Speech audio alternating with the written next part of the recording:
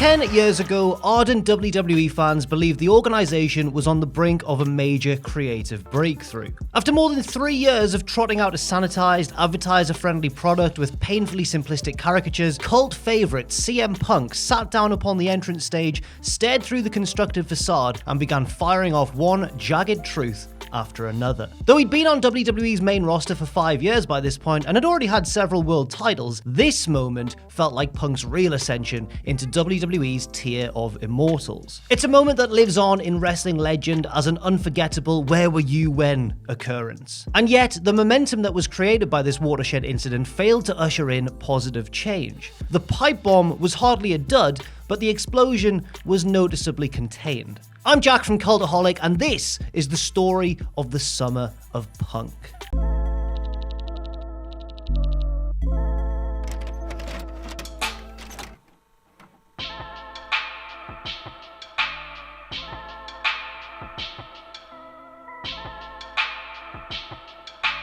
WWE in the first half of 2011 wasn't exactly the shining beacon of pro wrestling idealized. Outside of The Rock making a grand return to reclaim the dormant mantle of most electrifying man in sports entertainment, so much of WWE just felt so plain and stale, not to mention underwhelming. Some of this was admittedly out of WWE's hands, like Edge's sudden retirement due to spinal issues and the just debuted Karma having to step away due to her pregnancy. But otherwise, conscious choices by those in control continue to pluck at the nerves of the audience. For example, WrestleMania 27 was, by and large, a critical flop due to a poor world title match and Jerry Lawler versus Michael Cole, potentially the worst WrestleMania match ever. The Cole-Lawler feud, on top of Cole's insufferable heel commentary, was imbued with a special kind of go-away heat. Meanwhile, Christian's emotional run to claim the title vacated by his friend/brother Edge was low-bridged by another Randy Orton push, a frustrating reinforcement of business as usual. Inbound lucha icon Sin Cara failed to dazzle on the level of a Rey Mysterio, and his botch-laden matches, along with reported poor attitude, made all of that hype a waste. Factions like the Nexus and the Core barely made traction, while the women's division was relegated to blink and you'll miss them TV matches. There was also the bad comedy and the general moldiness of a product fixated on carrying out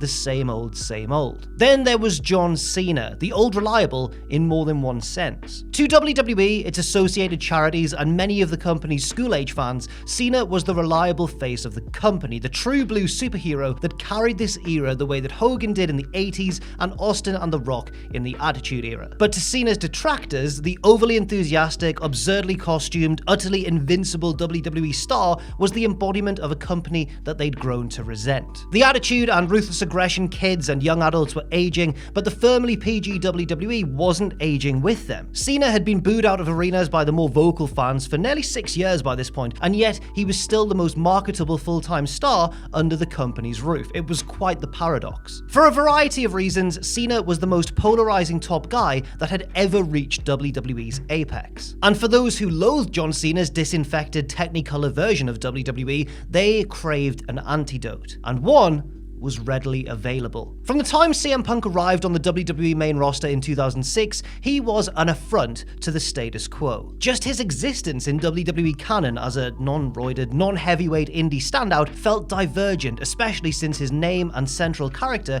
remained intact. To anyone the least bit jaded by WWE's stranglehold on North American wrestling and how their product was meted out, Punk's presence on the ECW brand felt like a positive infiltration. Actually, Punk being on ECW was quite appropriate, even as WWE stripped away the corrosive flavor that made ECW a true alternative. A unique and self-made cult favorite like Punk remained the realest, most authentic part of this once hip brand. In other words, a lot of fans came to view Punk as a different sort of old reliable, because when wrestling sucked, Punk didn't. For close to 5 years, Punk managed to shine even when he wasn't standing beneath the primary spotlight. Whether he was getting the loudest cheers on a Survivor Series team filled with more established names, or reigning supreme as ECW champion, or smugly extolling the virtues of straight edge pride, Punk acted as an avatar for a considerable portion of the WWE audience. He sometimes felt like the lone human in a sea of artificial cliches. And for that reason, Punk was usually the most reliable inhabitant in the entire WWE universe, and he represented the fans whose tastes weren't always being met. He was, to put it another way,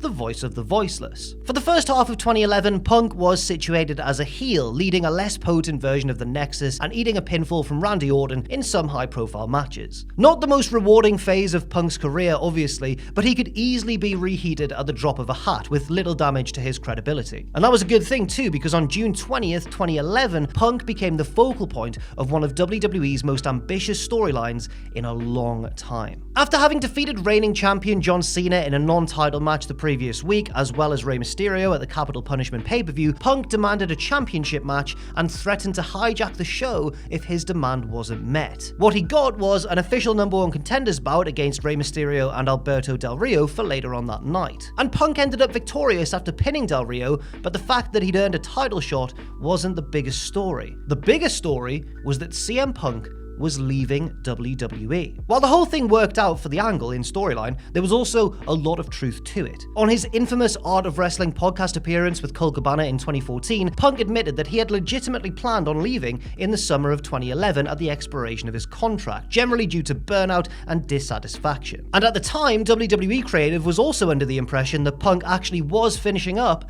after Money in the Bank. As the story went, a spiteful Punk vowed to win the WWE Championship at the pay-per-view in his native Chicago and then leave the company with their top prize. Longtime Ring of Honor fans will have known this parallel because in 2005, Punk won their championship on what was supposed to be his last night in Ring of Honor before jumping to WWE. A feel-good moment turned really dark when Punk, who was a sworn hero at the time of his victory, announced his intentions to bring their championship to WWE. This led to some very tense title defenses after the fact and a devilish angle in which Punk signed his WWE contract on top of the Ring of Honor belt. In CM Punk's pre-WWE highlight reel, his best character work is visible in those vivid scenes. The question was, would the WWE version stir up a similar shock and intrigue? Well, we'd find out 1 week later. On the June 27th episode of Raw in Las Vegas, the show closed with John Cena battling R-Truth in a non-title tables match. Punk played a hand in costing Cena the match, which set the stage for Punk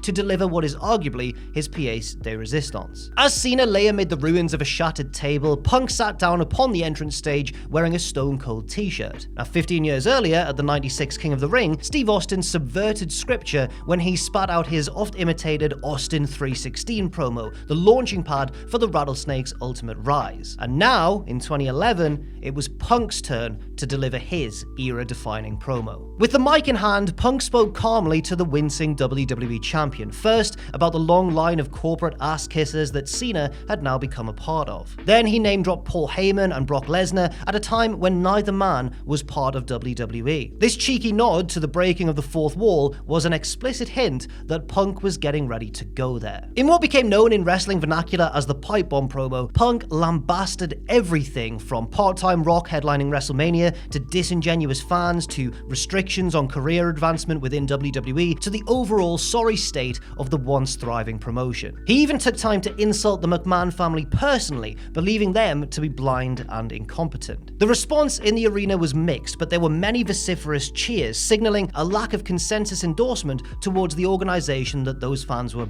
buying tickets for. Punk did take time to chastise those cheering fans who he assumed would continue pouring money into WWE in spite of him leaving under any acrimonious circumstances. Ultimately, Punk's mic cut off after nearly 5 uninterrupted minutes. While Punk belligerently yelled about the attempt at silencing him, the show abruptly faded to black without the appearance of a copyright bug on screen. The promo went on for far too long for it to be anything but a constructed and approved storyline, but that didn't stop some from believing that Punk's speech was a legitimate shoot. Meanwhile, others understood that it was indeed a work, but that didn't stop them from being very intrigued. And that was the brilliance of the promo, because those who believed thought that they were witnessing history, and those who knew it was a work knew that they were witnessing history. That's because the WWE of 2011 just didn't run angles like this. There was nothing safe, ironic, cutesy, or cliched about Punk venting understandable frustrations against the company in the manner that he did. If WWE had become a sugary, inoffensive 80s sitcom, then the pipe bomb was a stark departure from the ending freeze frame of everybody in a mid-laugh. It was very, very real. And so the intrigue was high for when the other shoe dropped. The following week's Raw was taped the same night as the pipe bomb due to WWE embarking on a tour of Australia shortly after. Punk did not appear as part of the card due to being suspended for his caustic remarks during the promo. And to go along Along with the suspension, Punk was then removed from the title match at Money in the Bank. The story continued with Cena lobbying for WWE to reinstate Punk, arguing that the championship was worthless if he couldn't defend it against a worthy contender like Punk. Cena figuratively backed McMahon into a corner and even handed him the belt in disgust before Vince finally acquiesced. Though he feared losing the WWE title to another promotion, he agreed to reinstate Punk and the title match, but with an added bit of drama, because if Cena lost the belt, then Cena would be fired. The go-home segment on the July 11th episode of Raw saw Punk and McMahon take part in an in-ring contract negotiation, in which Punk tried to see just how far he could push his desperate boss. Before the pipe bomb speech was delivered 2 weeks earlier, Punk was unambiguously a heel. But his tirade struck enough of a chord, displayed enough brutal honesty, that the fans viewed him more and more as the most sincere voice in what was a rigged cartoon. It was hard to boo Punk for plainly telling it the way it was. That's why it was a bit disheartening to see Punk play selfish heel during his segment with Vince. While Punk was still getting plenty of cheers for his skewering of the boss, his scripted contract demands were lavish and ego-driven, but the appeal for WWE ice cream bars was one that most could admittedly agree on. And eventually, Punk ran off like the analogical scalded dog when Cena struck him in the head during a show-ending spat. It wasn't exactly Austin 316 stalking a gun-toting Brian Pillman. Punk was not a full hero at this moment. At the time of the go-home Raw, however, it appeared that Punk had not yet inked a deal with WWE. Ultimately, he did sign a 3-year contract to stay, which he says he talked himself into. Punk claims that he didn't sign the new deal until midway through the pay-per-view itself, and whatever the case may be, perhaps having Punk show off decidedly un-babyface characteristics on the July 11th Raw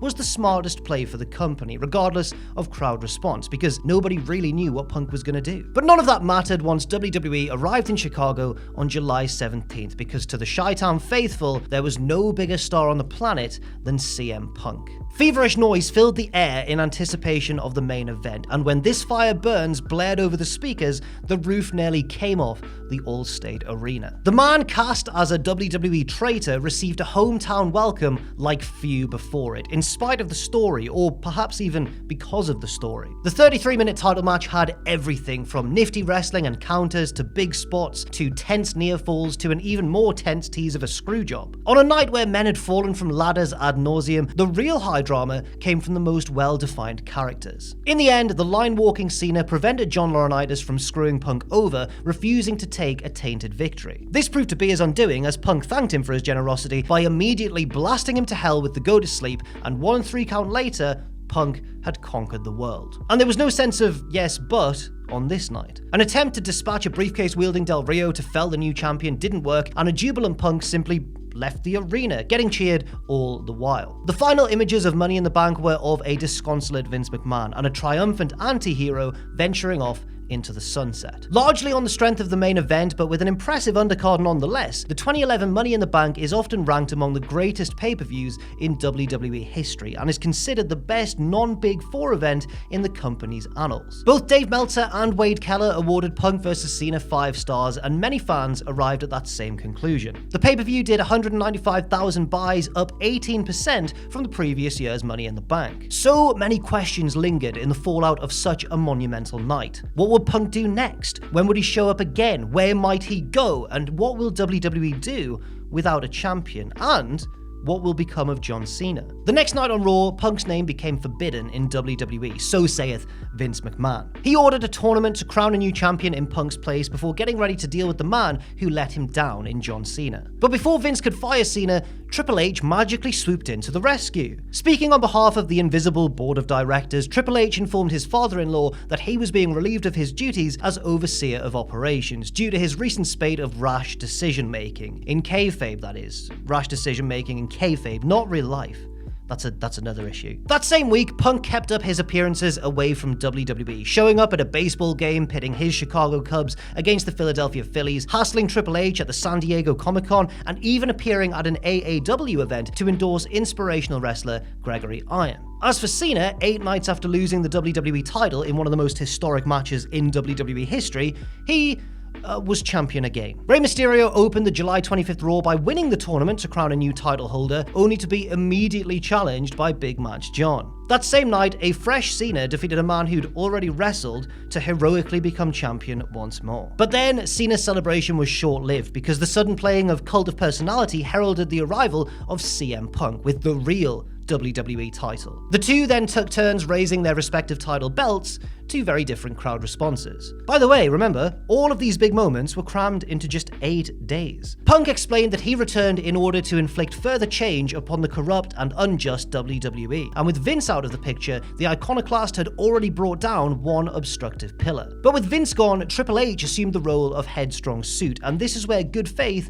seemed to slowly dissipate. Wrestlers of all walks who matched up with the influential Paul Levesque had a tendency to get low-bridged and short-changed, and this was the last thing that a hot act like CM Punk needed. A Punk Cena rematch was made for SummerSlam as a unification bout, with Triple H inserted as the special guest referee. After the smash hit that was Money in the Bank, Triple H's looming shadow cast doubts that WWE were going to keep this rollicking momentum going. But to the surprise of quite a few folks, Punk ended up winning the SummerSlam match after Triple H missed Cena's foot on the bottom rope during the deciding pinfall. So Punk had won again, but absent was the cathartic exultation of his big win in Chicago. Also absent was the night ending with Punk as WWE Champion. That's because out of the blue, Punk was jumped by Kevin Nash during the show-ending celebration and left laying following a jackknife powerbomb. One Alberto Del Rio cash-in later, and the unified titles were no longer in Punk's hands. This led to what can only be described honestly as a bizarre mystery, in which Nash claimed to have received a text from Triple H ordering him to jump the winner of the main event, regardless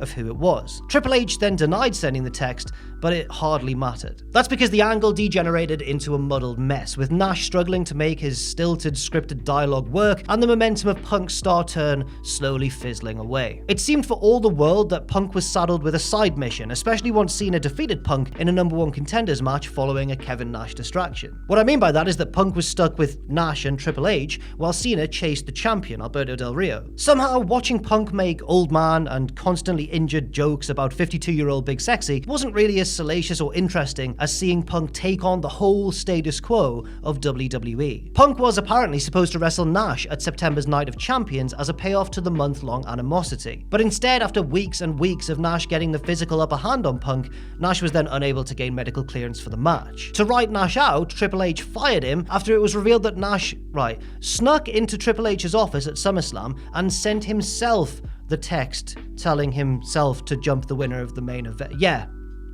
Then Triple H slugged Nash, inflicting more damage on his clique brother in one try than Punk had managed in 3 weeks. The match for Night of Champions suddenly pivoted to Punk versus Triple H, which, by the way, Punk lost. And mind you, it took multiple pedigrees plus an excessive amount of interference from Nash, The Miz, R-Truth, and John Laurinaitis, but the fact still remains that Punk lost to a 42-year-old part-timer that wasn't being counted on to infuse the main event with fresh blood. As the so-called Summer of Punk then gave way to the Autumn of Punk, or perhaps more aptly, the Fall of Punk, the former talk of the summer was now taking the fall in a triple threat Hell in a Cell match. Punk was later seen buddying up to Triple H on the first Raw following the infamous roster walkout, all too happy to wear Triple H's blazer so long as he be allowed to do commentary. And as if the blazer moment wasn't inane enough, Triple H noted that the commentary table was all set up for Punk to do one of his little pipe bombs, thus taking one of the absolute highlights of the year and casually dismissing this historic moment as a silly little quirk that sometimes rears itself. Oh, that wacky CM Punk, always